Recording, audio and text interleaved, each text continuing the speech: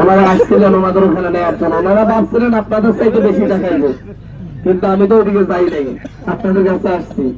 আপনাদের একটা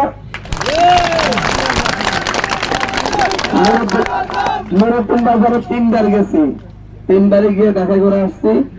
ওনাদের যতবার যাই ততবার ভালোবাসা বেড়ে যায়, আরো চাই আরো আরো। আজকে বললাম যে এতবার তো ভাই যাওয়া যাবে না, অন্য জায়গায় যাই আজকে। এখানে যারা উপস্থিত আছেন আপনারা কেউই কিন্তু হচ্ছে কোন নেতার নেতৃত্বে মিছিল নিয়ে আসেন নাই। আপনার এলাকার মেম্বার প্রার্থী, সাবেক মেম্বার, বর্তমান মেম্বার, এদের নেতৃত্বে কি মিছিল নিয়ে আসতে?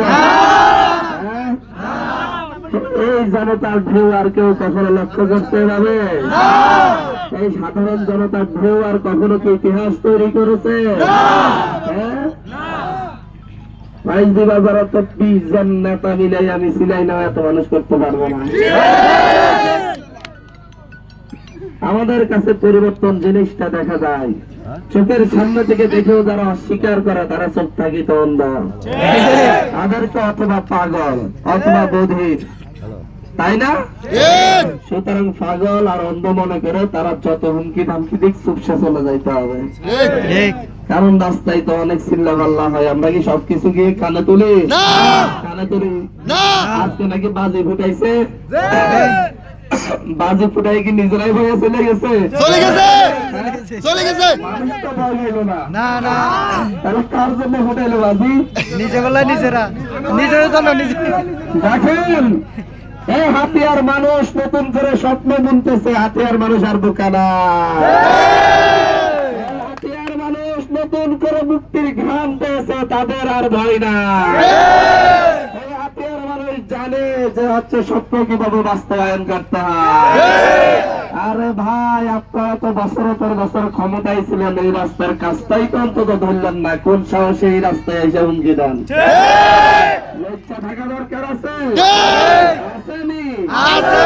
লজ্জা তো নাই, উঠে গেছে।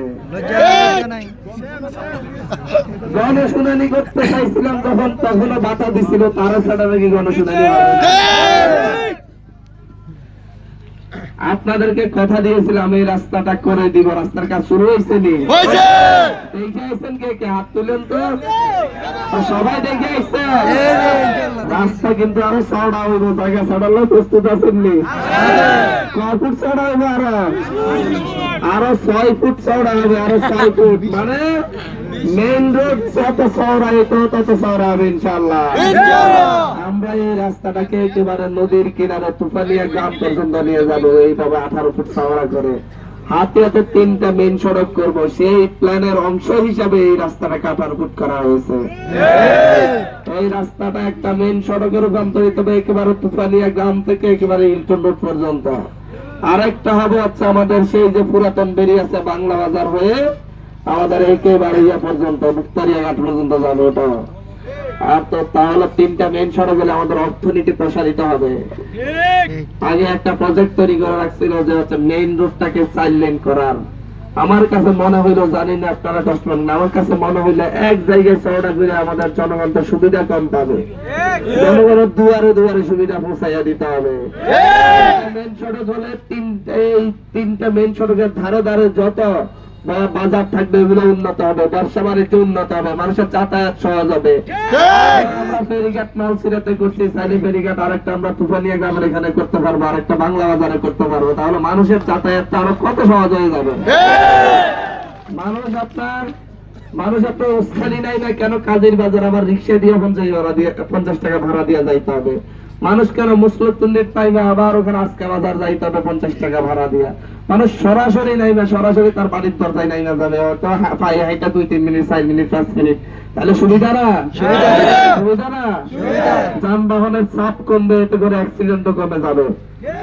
পাশাপাশি আমাদের সবচাইতে বড় যে প্রাকৃতিক সম্পদ মৎস্য সম্পদ, আমাদের সেই বেরির বাইরের যে জমি জমা গুলা, এগুলা থেকে শস্য উৎপাদন এবং সেগুলাতে সার দেয়, যাতায়াত ব্যবস্থা খুব সহজ হয়ে যাবে না?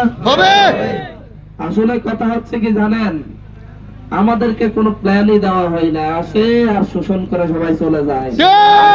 সবাই ভাবতো যে হচ্ছে শুধুমাত্র যে নলছিলার এইদিকে বস্তা পড়ে না কিনলে ওইদিকে ভাঙবে, ওইদিকে পড়বে সবার আগে, এইদিকে যে বস্তা পড়বে কি কল্পনা করছে? কল্পনা করছে? আমি হান্নান মাসুদ ভেবে দেখলাম যে হচ্ছে আসলে আমাদের বড় বড় বাজার যেগুলো এগুলা রক্ষা হইলে হাতিয়ার অর্থনীতি টিকবে, না হয় হাতিয়ার মানুষের অবস্থা খুব ভয়াবহ হয়ে যাবে, শোচনীয় হয়ে যাবে।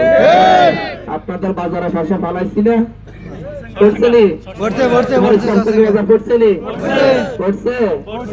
বাজার গুলোকে আগে রক্ষা করার চিন্তা করলাম।